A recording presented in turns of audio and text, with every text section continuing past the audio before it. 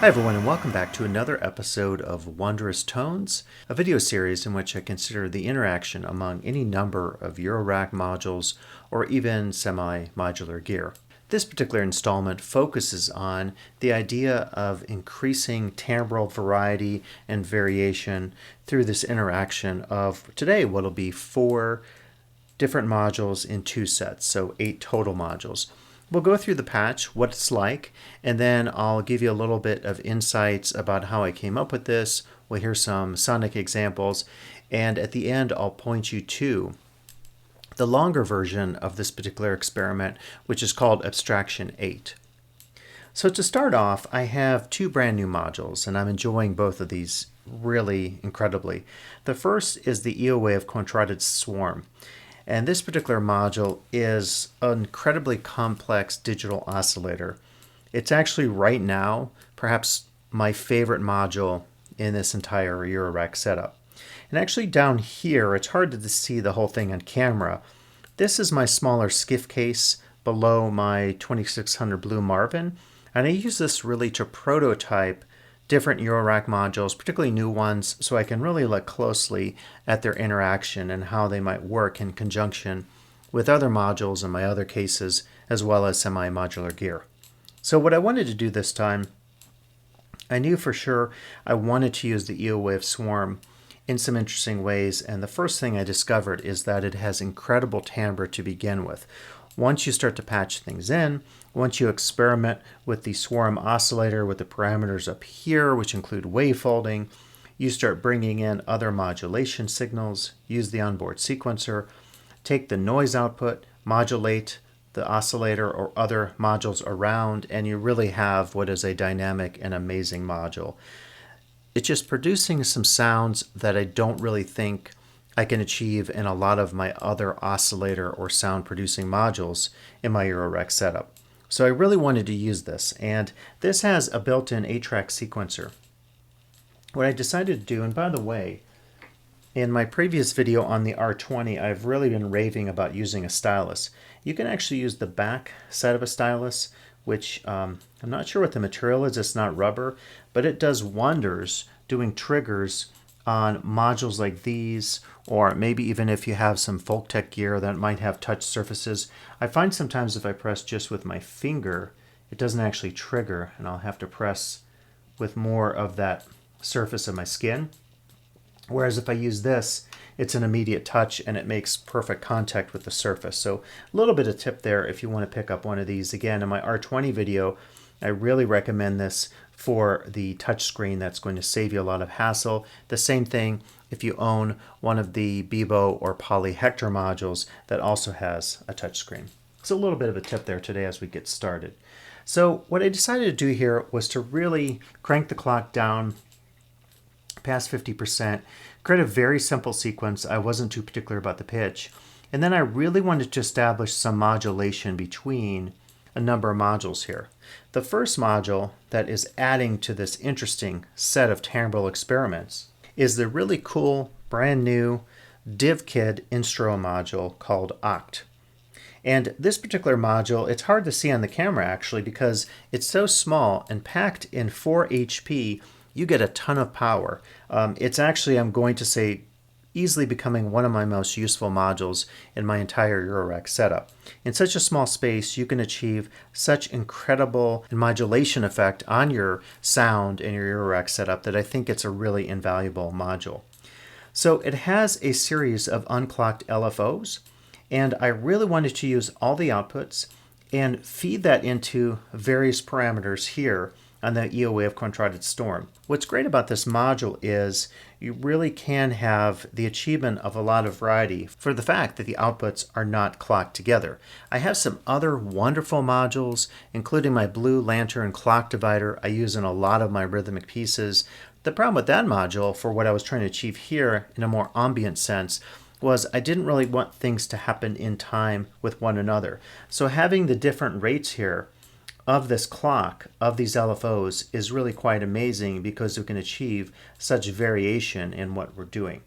If you want to, you could certainly mess with the CV input, and you can adjust even achieving audio rates. I know some folks have used this module for audio rate sonic explorations. I wanted to use it in its pure simplicity, which I love. Again, that 4 HP space, and wanted to modulate as many parameters as it could on the Eowave. I'm not going to go through all these, and again, in my advice, you would just simply experiment with what you have, whether it's an oscillator like this or another one. The other thing I'm taking advantage of is using some mults to take the signal and to split it out. You could use a buffered multiple, a passive mult as well, and I wanted to do that because I really wanted to feed into the second part of the patch. So this first part of the patch will be the sound of the swarm being modulated heavily by the Divkid Ochd. The other thing that's going to happen is the sound from the swarm is coming out, first going into the data bender by qubit. In fact, right now I'm going to say this is one of my top modules, especially for percussive pieces or rhythmic pieces. This, I think, sometimes gets characterized as an effects unit. I suppose you could say it's an effect. What I really see it as is an artifact generator. What it does is it creates distortions in your sound, but because I'm clocking, taking the external clock of the sequencer from the swarm into the data bender, I can achieve some sense of rhythmic similarity or symmetry with whatever sound sources are coming out. Now, in this particular case, I wasn't so worried about clocks necessarily. In a more ambient style experimentation, I'm not too worried if these aren't completely in time, but when you hear the end result, you see that there is a really nice sort of rhythmic similarity that's happening, or fusion or symmetry between the swarm and data bender. And then after the data bender, we're going into the Desmodus Versio. This is actually the immature Versio, but of course with the open firmware, I can load whatever I want. I've been really obsessed with that dark reverb. Again, you're achieving so much interesting sonic and timbral variation just by adjusting the really cool angle control here, and you get sort of different tonal experiments you can achieve with your reverbs. I cannot say enough about this particular line of modules, the Versio modules, including the World of Versio portal, available online, going into the back of the module with the daisy patch setup that allows you to change the firmware as much as you want. So this is like the first set of 4 modules. Let me bring in the sound and you're hearing exactly what's going on in this patch.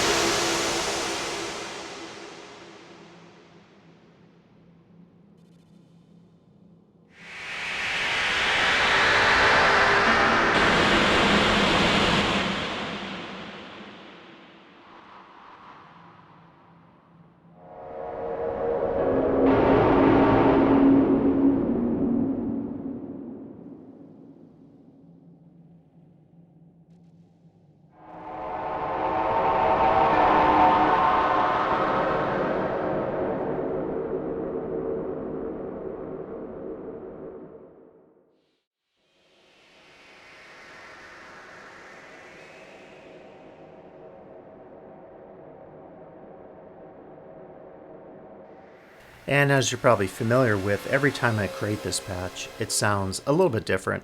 And when you hear what's being played in Abstraction 8, it's even a different kind of sound. But you get the general idea.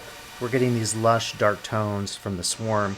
We're getting the interesting modulation from the Ochd. And then it's going through the data bender, creating very interesting rhythmic variations.